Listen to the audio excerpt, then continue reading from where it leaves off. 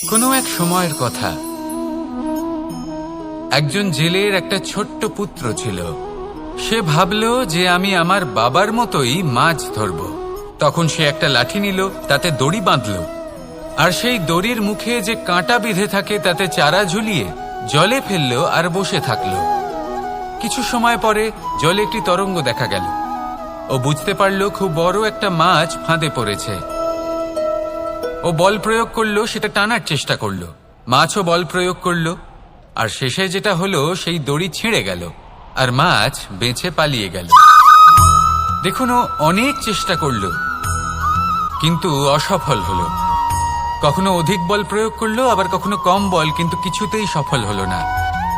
ও পঞ্চমবার প্রচেষ্টা করলো, না বেশি বল প্রয়োগ করলো না কম, ততটাই বল প্রয়োগ করলো যতটা পর্যাপ্ত, ঠিক ততটাই বল, যতটা বল সেই মাছ প্রয়োগ করলো। আর শেষ পর্যন্ত জীবনে প্রথমবার ও মাছ ধরতে সফল হলো। এবার এই কথার সারমর্ম কি? ভারসাম্য। এটাই হলো জীবনের সবথেকে বড় নিয়ম। আমাদের সবার জীবনে সমস্যা রয়েছে, কখনো মন দিয়ে ভেবে দেখবেন। জীবনে যদি কোনো ক্ষুদ্র সমস্যা বা ছোট সমস্যা থাকে আর সেটা সমাধান করার জন্য আপনি বেশি চেষ্টা করছেন, তাহলে তার দ্বারা সমাধান হয় না, বরং আরো বিপদ বেড়ে যায়। যখন কোনো বড় সমস্যা থাকে আর আপনি কম চেষ্টা করতে থাকেন, তখন সমাধান হয় না, তা চলতেই থাকে। শুধু এটাই হলো ব্যাপার। জীবনের সমস্ত সমস্যার একটা ভারসাম্য বজায় রাখা, যদি এটা আপনি শিখে ফেলতে পারেন, জীবনটা আপনার হাতের মুঠোয় থাকবে। আসুন আমার সাথে ভালোবেসে বলুন, রাধা রাধা। আপনি কখনো কোনো বাজকে নিজের বাসা বানাতে দেখেছেন? এই বাজ যখনই কোনো বাসা বানায় তখন উঁচু গাছের ডালে বা কোনো পর্বতের শিখরে বাসা বানায়, অনেক উচ্চতায়, আর সেখানে তার সন্তানও জন্মগ্রহণ করে। যখন এই সন্তানেরা জন্মায় তখন এই বাজ খুবই ভালোবেসে এবং খুব সাবধানে এদের পালন পোষণ করে।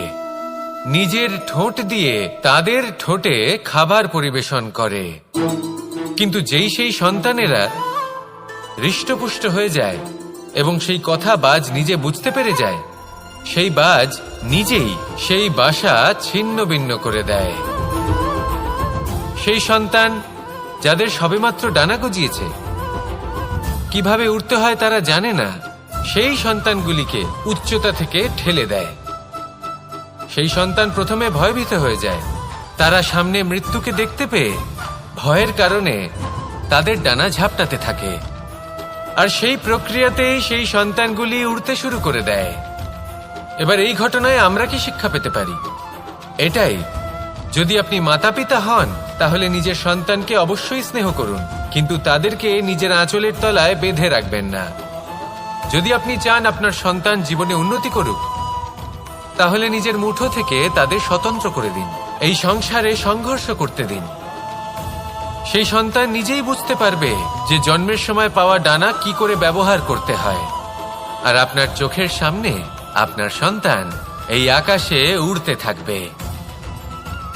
তাহলে আসুন আমার সাথে ভালোবেসে বলুন, রাধা রাধা। কখনো কোনো চাতককে দেখেছেন? একটা চাতক বর্ষার জন্য অপেক্ষা করে। সেই বর্ষার জলে নিজের তৃষ্ণা নিবারণ করে, নয়তো সারা বছর তৃষ্ণার্ত থেকে যায়। ও আকাশের দিকে তাকিয়ে থাকে আর অপেক্ষা করে যে কবে বর্ষা হবে আর কবে আমি আমার তৃষ্ণা নিবারণ করব। সেখানে অন্যদিকে একটি কাক বা একটা পায়রা, এরা কি করে?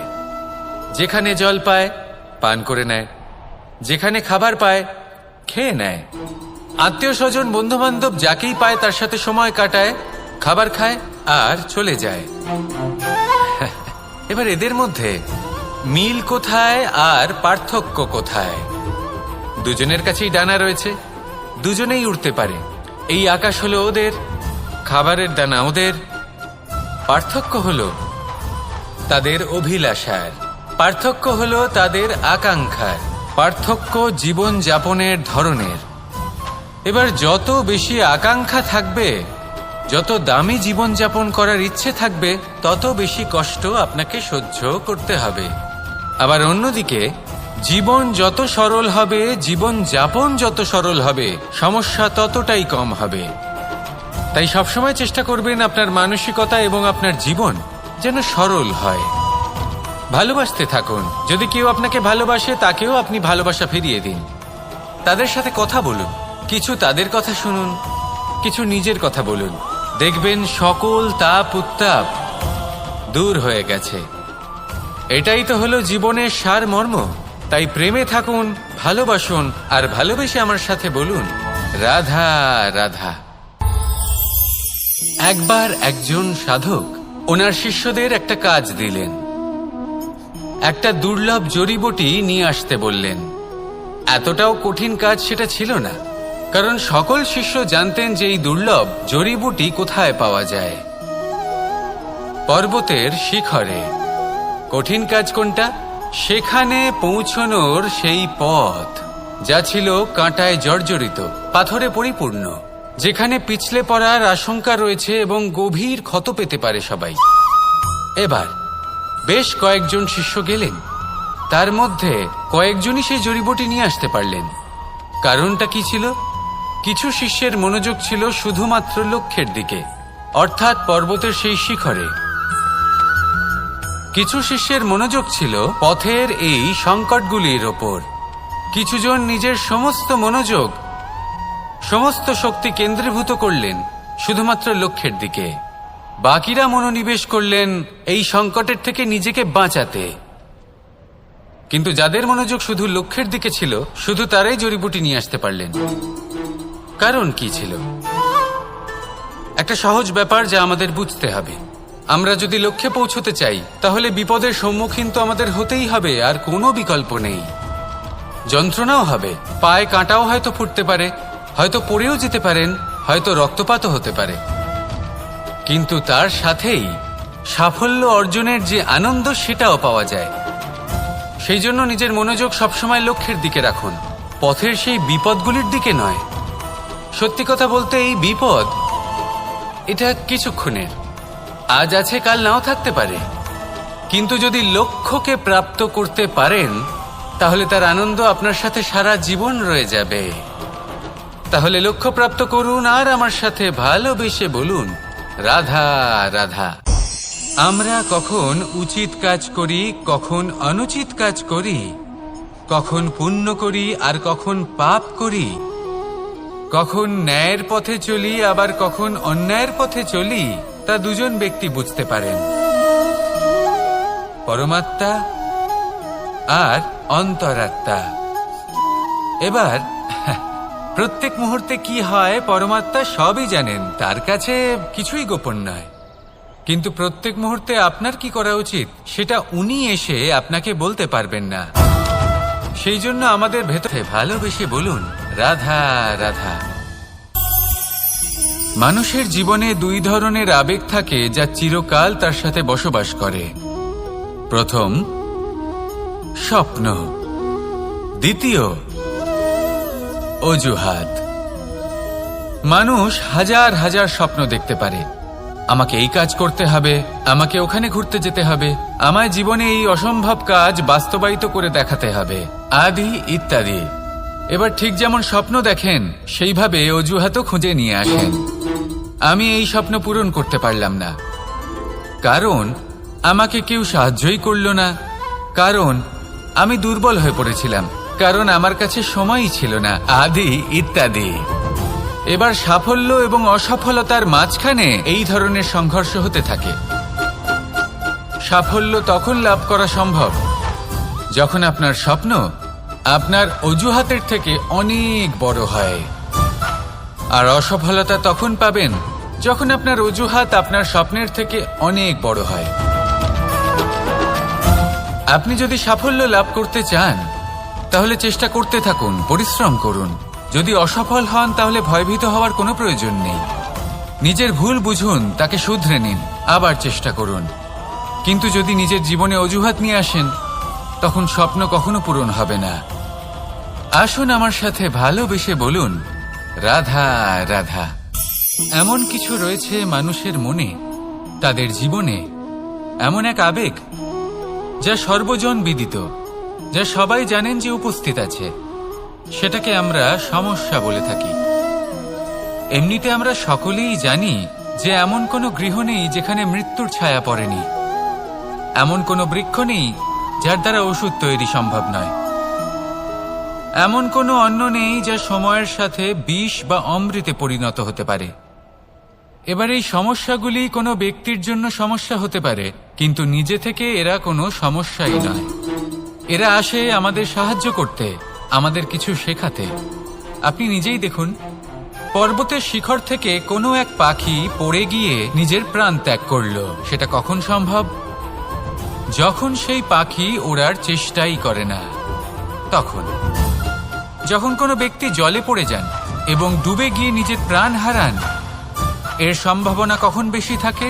যখন সেই ব্যক্তি সাঁতার কাটার চেষ্টাই করেন না। তখন এই সমস্যা প্রত্যেকের জীবনে থাকবেই, কিন্তু এটা মনে রাখা প্রয়োজনীয় যে কোনো সমস্যা পরিস্থিতির কারণে সমস্যা হয়ে ওঠে না। এই পরিস্থিতি যখন আমাদের সামনে আসে, আমাদের তা কঠিন মনে হয়, আমরা নতমস্তক হয়ে পড়ি, ভয়ভীত হয়ে পড়ি, তার সম্মুখীন হতে পারি না। তখন তা সমস্যার রূপ নেয়।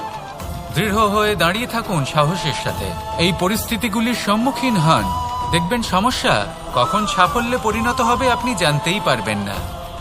আসুন আমার সাথে ভালোবেসে বলুন, রাধা রাধা।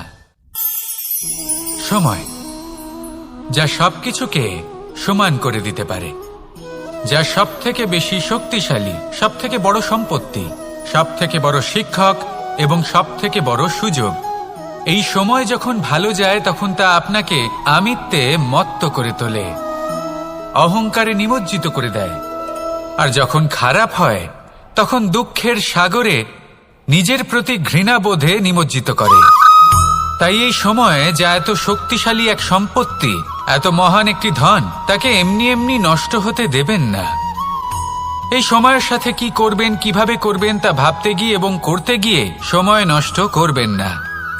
যদি আপনি এই সময় নষ্ট করেন, তাহলে সময়ও নিশ্চিত করবে যে আপনার সাথে কি করা উচিত।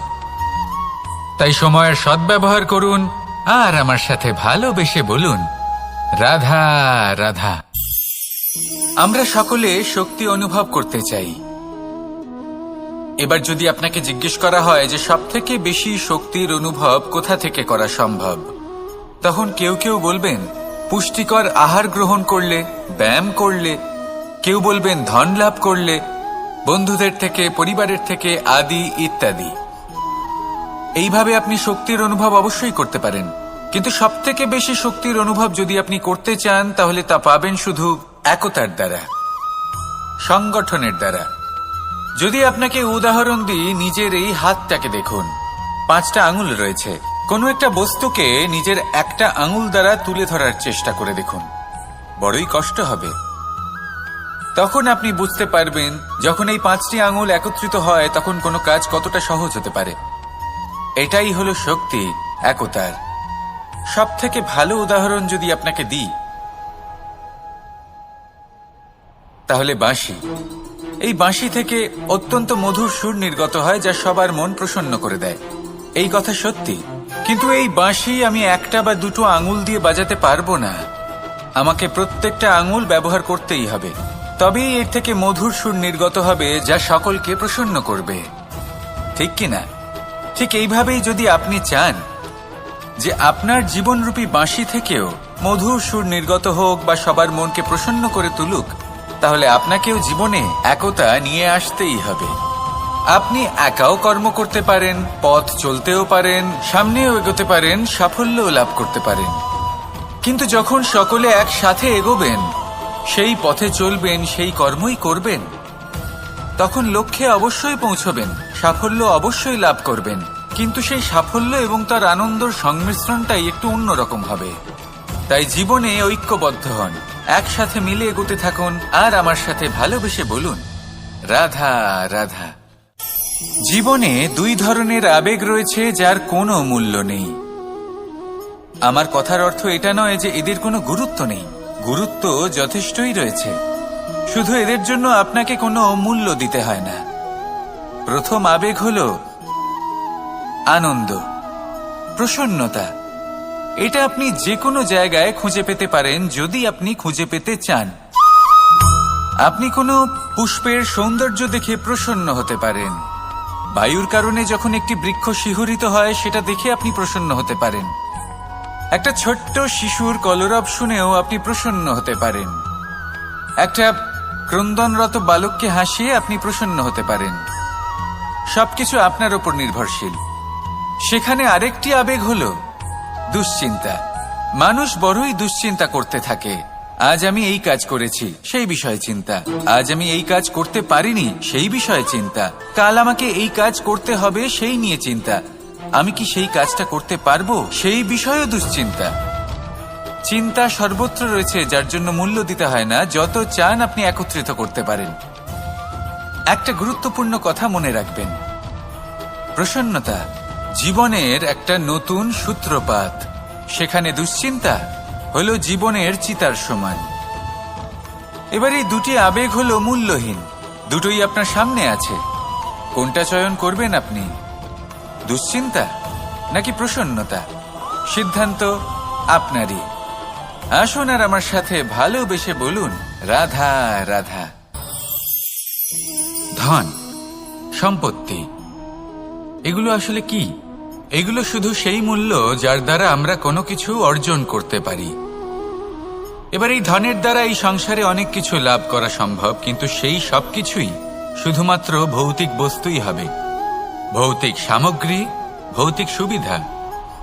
অর্থাৎ আপনার কাছে যতই ধন থাকুক, তা আপনাকে শান্তির ঘুম এনে দিতে পারবে না। আপনাকে জীবনের বাস্তব সুখের অনুভূতি লাভ করাতে পারবে না, কারণ এগুলো ভৌতিক ধন। এ ভৌতিক বস্তুই অর্জন করাতে সক্ষম। বাস্তবিক ধন কি?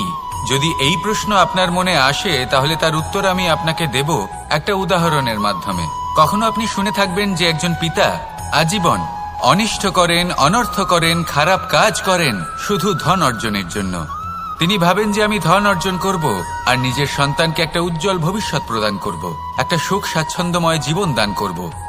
এবার সন্তান যখন জন্ম লাভ করে, তখন সে ভাগ্যের জোরে সেই ধন ভোগ করে। যেরকম সে পায় সেরকমই তার ব্যবহার সে করে। কখনো আপনি এটাও দেখে থাকবেন যে সেই সন্তান সমস্ত ধন নষ্ট করে ফেলে, আর সেই পিতা যিনি সমস্ত ধন সঞ্চয় করেছেন, যিনি সেই ধনের প্রভু, আজ সেই ধনের প্রহরী হয়ে রয়েছেন। এবার এরকম কেন হয়? এরকম তখনই হয় যখন সেই পিতা বুঝতেই পারেন না যে তার জীবনের আসল ধন কি। সেই আসল ধন তার সন্তানকে সে দিতেই পারে না। যদি পিতা তার সন্তানকে কর্মের জ্ঞান দিতে পারেন, উচিত কোনটা অনুচিত কোনটা সেই শিক্ষা দিতে পারেন, সংস্কারের প্রকৃত শিক্ষা দিতে পারেন, তবে সেটা ধনের থেকে অনেক বেশি গুরুত্বপূর্ণ। এটাই হলো জীবনের বাস্তব ধন। আপনি সেই কথা তো অবশ্যই শুনে থাকবেন, কুসন্তান হলে ধন সঞ্চয় করে কি হবে, সুসন্তান হলে ধন সঞ্চয় করে কি হবে। সন্তান যদি কুপুত্র হয় তাহলে সব নষ্ট করে ফেলবে, আর সন্তান যদি সুপুত্র হয় তাহলে ধন থাকুক না থাকুক, সে নিজেই কর্মের পথে অগ্রসর হয়ে ধন অর্জন করবে আর নিজের জন্য এক উজ্জ্বল ভবিষ্যৎ গড়ে তুলবে। তাই সন্তানকে সম্পদ দেওয়ার আগে কর্মের জ্ঞান দান করুন, সুশিক্ষা দিন, কারণ এটাই হলো জীবনের প্রকৃত ধন। আসুন আর আমার সাথে ভালোবেসে বলুন, রাধা রাধা। বিগত দিনের কিছু কথা মনে পড়ে গেল, এক অদ্ভুত ঘটনা যা অমূল্য শিক্ষা দিয়ে যেতে পারে। বিষয় হলো যক্ষের সাথে যুধিষ্ঠিরের কথোপকথন। একবার যক্ষ যুধিষ্ঠিরকে জিজ্ঞেস করলেন, ওনাকে বললেন যে আমার কিছু প্রশ্নের উত্তর যদি আপনি দিতে পারেন, তাহলে আমি আপনার বাকি ভ্রাতাগণকে আবার জীবিত করে তুলব। সেগুলোর মধ্যে খুব গুরুত্বপূর্ণ আর কঠিন একটা প্রশ্ন ছিল, এই সংসারের সব থেকে শ্রেষ্ঠ আশ্চর্য কোনটি? এই প্রশ্ন আমি আপনাকে জিজ্ঞেস করছি। এবার কেউ বলবেন স্বর্ণ দ্বারা নির্মিত লঙ্কা, এটি হলো সংসারের সব থেকে বড় আশ্চর্য।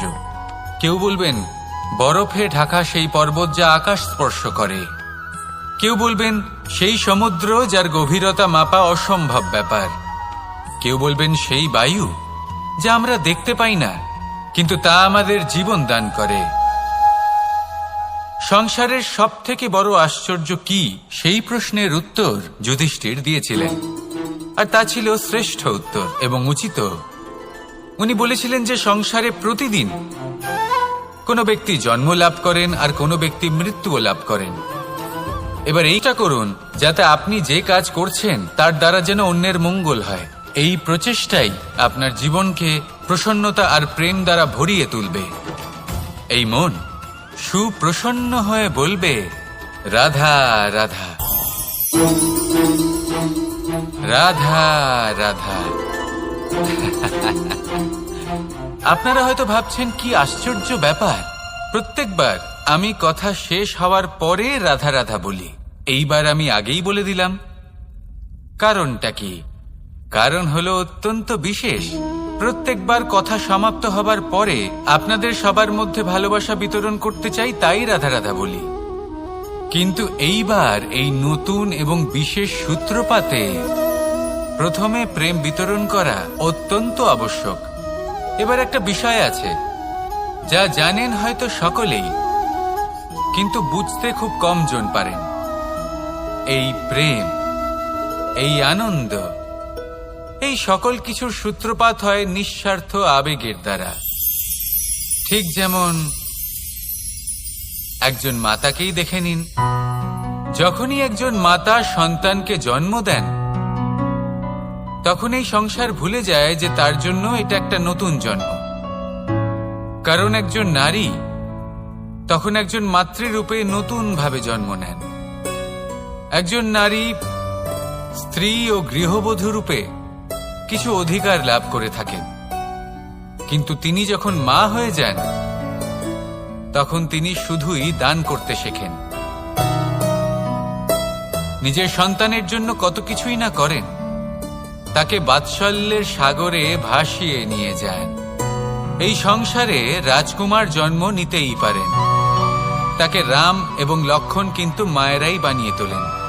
একজন গোয়ালা জন্ম নেয়, তাকে দ্বারকাধীশ একজন মাই বানিয়ে তোলেন। পিতা হলেন সেই পর্বত যার একটা অংশ হলো তার সন্তান, কিন্তু মা হলেন সেই শিল্পী যিনি একটা পাথরকে খোদাই করে এমন এক মূর্তি গড়ে তোলেন যাকে সকলে পূজনীয় মনে করেন। তাহলে স্মরণ করুন সেই সকল মুহূর্ত যেগুলি আপনি নিজের মাতার সাথে অতিবাহিত করেছেন। অনুভব করতে পারবেন যে কিভাবে এক মুহূর্তেই এই মন প্রফুল্ল হয়ে ওঠে।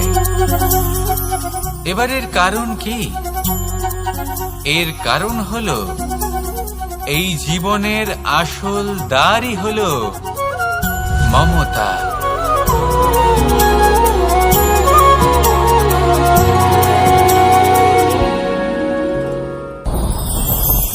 আমার জীবনে পরিচয় হয়েছে অনেক ব্যক্তির সাথে, ভিন্ন ভিন্ন ধরনের মানুষ। এনাদের সাথে আলাপ হয়ে খুব ভালো লেগেছে, অনেক শিক্ষাও লাভ করেছি। আমি তাদের সাথেও আলাপ করেছি যারা অনেক উচ্চ স্তরে পৌঁছে গেছেন, আবার তাদের সাথেও যারা নিজেদের জীবনে বিশেষ কিছু করতে পারেননি। তাদের সাথেও পরিচয় হয়েছে যারা সফল, আবার তাদের সাথেও যারা অসফল। এবার এই সবই একই রকম মনে হয়। এদের মধ্যে পার্থক্য শুধুই মানসিকতার। যখনই কোনো অসফল ব্যক্তির সাথে পরিচয় হয়েছে, তখনই দেখেছি তাদের কাছে সবসময় একটা অজুহাত রয়েছে যে কেন তারা সফল হতে পারেননি। কখনো তারা দোষ দিয়ে থাকেন তাদের ভাগ্যকে, তাদের পরিস্থিতিকে, দোষারোপ করতে থাকেন তাদের মাতা পিতাকে, আত্মীয়দের, বন্ধু বান্ধবদের। কোনো না কোনো অজুহাত সবসময় এদের কাছে থাকে যে কেন তারা সফল হতে পারেননি। সেখানেই যখন সফল ব্যক্তির সাথে পরিচয় হয়, তাদের কাছে সবসময় একটা কারণ থাকে যে কিভাবে এই সমস্যাগুলির ঊর্ধ্বে উঠে সাফল্য লাভ করা যায়। আর সেই কারণ হলো যে যাই হয়ে যাক না কেন, সাফল্য করুন, জীবনে এগোতে থাকুন, আর আমার সাথে ভালোবেসে বলুন রাধা রাধা। অ দিয়ে অন্ত, আ দিয়ে আরম্ভ। এই দুইয়েরই রাশি সমান। যদি আপনি মন দিয়ে দেখেন তবে দেখবেন এদের সম্পর্ক খুবই নিবিড়। কিভাবে? যখন কোনো কিছু শুরু হয় এটা নিশ্চিত হয়ে যায় যে তা সমাপ্ত হবে। আরম্ভই যদি না হয় তার সমাপ্তও হবে না। যা আরম্ভ হয়েছে তার সমাপ্তি হলো অবশ্যম্ভাবী। এটাই হলো প্রকৃতির নিয়ম, একে এড়ানো যায় না। এবার এই কথা আমরা সকলে জানি। এবার মানুষ কি ভাবে যে সমাপ্তির পরে কি হতে পারে, এর উত্তর তাদের কাছে নেই। তাদের উচিত অন্য কোনো বিষয় ভাবা যা বেশি গুরুত্বপূর্ণ। এবার মানুষ এটা জানে না যে মৃত্যুর পরে কি হতে পারে, কিন্তু এই কথা অবশ্যই জানে যে জন্ম থেকে মৃত্যু পর্যন্ত এই সময়, যাকে আমরা জীবন বলে থাকি, এই সময় আমরা কর্ম করতে পারি। এই কথা তো আমরা জানি। তাহলে এমন কি কর্ম করা যেতে পারে যা আমাদের সমাপ্তির পরও আমাদের প্রাসঙ্গিক করে রাখতে পারে, এই বিষয়ে ভাবা উচিত। যে জন্মগ্রহণ করেছে তার মৃত্যু হবেই, এটা সাধারণ বিষয়। কিন্তু ইতিহাস আজও সেই সকল মানুষজনকে স্মরণ করেন যাদের এই সংসার তাদের মৃত্যু নয়, বরং তাদের জীবনকালে যে কর্ম তারা করেছেন তার দ্বারা মনে রাখেন। সেই কর্মের কারণে এই সংসারে তাদের নাম, তাদের কর্ম, তাদের ব্যক্তিত্ব, তাদের কীর্তি অমর হয়ে থাকে এবং থাকবে। আপনার কাছে এতটা সময় নেই যতটা আপনার মনে হচ্ছে আপনার কাছে আছে। সেই জন্য যত শীঘ্র সম্ভব শ্রেষ্ঠ কর্ম করুন, যতটা পারবেন ততটা অধিক সুকর্ম করুন। এই সংসারে নিজেকে অমর করে তুলুন আপনার মৃত্যুর পরেও। আর আমার সাথে ভালোবেসে বলুন, রাধা রাধা। দীপাবলি আমাদের সবথেকে বড় উৎসব। শ্রীরাম রাবণকে পরাস্ত করে 14 বছরের বনবাস কাটিয়ে আবার অযোধ্যায় ফিরে এলেন অমাবস্যার রাত্রে। অযোধ্যায় সবাই খুব প্রসন্ন ছিলেন, খুবই উৎসাহিত ছিলেন। অযোধ্যায় সহস্র প্রদীপ প্রজ্বলিত করা হয়েছিল এই উৎসবে। একে আমরা দীপাবলি বলে থাকি। এবার এই বিষয়ে আমরা সকলে জানি। আপনি কি এটা জানেন যে শ্রীরাম বাস্তবে অমাবস্যার এক রাত আগেই অযোধ্যায় পৌঁছে গেছিলেন? সবার সামনে অমাবস্যার রাতে এসেছিলেন। এর কারণ কি? শ্রীরাম প্রমাণ করতে চেয়েছিলেন যে যে কোনো সময়, দিন হোক বা রাত, শুভ বা অশুভ হয় না। শুভ অশুভ কিছু থাকলে তা হলো মানুষের চিন্তা, তার ভাবনা, তার নির্বাচন আর তার কর্ম। নিজেই দেখে নিন। শ্রীজের পরিবারের সাথে দীপাবলি পালন করুন। আপনাদের শুভেচ্ছা জানাই। আসুন আর আমার সাথে ভালোবেসে বলুন, রাধা রাধা। এবার এরকম কেন হয়? এরকম তখনই হয় যখন পিতা বুঝতেই পারেন না যে তার জীবনের আসল ধন কি। সেই আসল ধন তার সন্তানকে সে দিতেই পারে না। যদি পিতা তার সন্তানকে কর্মের জ্ঞান দিতে পারেন, উচিত কোনটা অনুচিত কোনটা সেই শিক্ষা দিতে পারেন, সংস্কারের প্রকৃত শিক্ষা দিতে পারেন, তবে সেটা ধনের থেকে অনেক বেশি গুরুত্বপূর্ণ। এটাই হলো জীবনের বাস্তব ধন। আপনি সেই কথা তো অবশ্যই শুনে থাকবেন, কুসন্তান হলে ধন সঞ্চয় করে কি হবে, সুসন্তান হলে ধন সঞ্চয় করে কি হবে। সন্তান যদি কুপুত্র হয় তাহলে সব নষ্ট করে ফেলবে, আর সন্তান যদি সুপুত্র হয় তাহলে ধন থাকুক না থাকুক সে নিজেই কর্মের পথে অগ্রসর হয়ে ধন অর্জন করবে আর নিজের জন্য এক উজ্জ্বল ভবিষ্যৎ গড়ে তুলবে। তাই সন্তানকে সম্পদ দেওয়ার আগে কর্মের জ্ঞান দান করুন, সুশিক্ষা প্রদান করুন, কারণ এটাই হলো জীবনের প্রকৃত ধন। আসুন আর আমার সাথে ভালোবেসে বলুন, রাধা রাধা। এই সংসারে সবাই বলেন, আমি অর্জুনের মতো হয়ে উঠতে চাই। সবাই চায় যে তারাও যেন অর্জুনের মতো গান্ডীব লাভ করে। তারাও চায় যে তাদেরকেও মহাদেব এসে পশুপতি অস্ত্র দান করবেন। তারাও এটাই চায় মহাভারতের মতো মহাসংগ্রামে বিজয়ী হতে। কিন্তু সবাই ভুলে যান যে অর্জুন যা হতে পেরেছিলেন সবকিছুই অর্জন করেছিলেন। যদি আপনিও অর্জুনের মতো গান্ডীব লাভ করতে চান, তবে আপনাকেও তার মতোই শ্রেষ্ঠ কাঠ নির্বাচন করতে হবে। সেই কর্ম আপনাকেই করতে হবে। তার প্রত্যঞ্চা যাতে তীব্র হয় তার জন্য আপনাকে সর্বশ্রেষ্ঠ দড়ি খুঁজে বের করতে হবে। আপনার বাণ যাতে ঘাতক হয় সেই জন্য আপনাকে নতুন নতুন ধাতু খুঁজে বের করতে হবে। সেই শিক্ষা আপনাকে লাভ করতে হবে। তবেই আপনার ইচ্ছে পূর্ণ হবে। অর্জুন হওয়া বড়ই সরল যদি আপনি কিভাবে অর্জন করতে হয় তা জানেন। শুধুমাত্র স্বপ্ন দেখেন যারা, তারা কখনোই অর্জন করতে পারবেন না। কিন্তু যদি কেউ অজ্ঞাতবাস ভোগ করতে পারে, যদি কেউ লাক্ষাগৃহ থেকে পালিয়ে বাঁচতে পারে, যদি কেউ কঠোর তপস্যা করতে পারে, প্রতীক্ষা করতে পারে এবং পরিশ্রম করতে পারে, তাহলে সে অর্জুন অবশ্যই হয়ে উঠবে। যদি আপনি অর্জুন হয়ে উঠতে চান তাহলে কর্ম করতে শিখুন আর আমার সাথে ভালোবেসে বলুন রাধা রাধা। পাণ্ডবরা বন থেকে এসেছিলেন।